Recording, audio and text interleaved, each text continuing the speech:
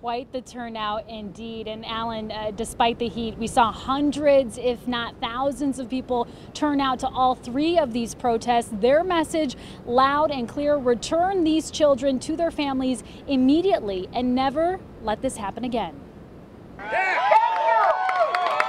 Unified in their cheers and their message, hundreds of protesters braving a heat advisory to take a stand against families divided. They came to this country to try to give them a better life, and immigration took them from them. Communities of all races and walks of life came together today at the Spirit of Detroit, some of them calling for an abolishment of ICE altogether in the wake of President Trump's controversial policy that separated over 2,000 children from their families. Oh, this ICE machine has got to go. The same message rang out in Southwest Detroit's Clark Park. Are we going to be a country that is filled with love and compassion and families, or one that's about division and hatred? We are fighting for the fundamental pillars of our Constitution.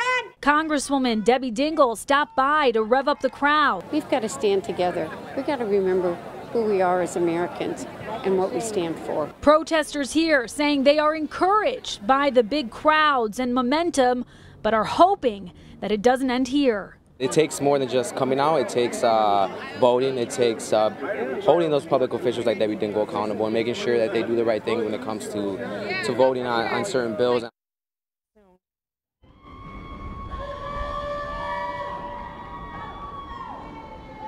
And we did hear from President Trump. We did hear from President Trump in response to a lot of the criticism towards ICE. He said the following in a tweet. He said the Democrats are making a strong push to abolish ICE, one of the smartest, toughest, and most spirited law enforcement groups of men and women that I have ever seen. I have watched ICE liberate towns from the grasp of MS-13 and clean out the toughest of situations.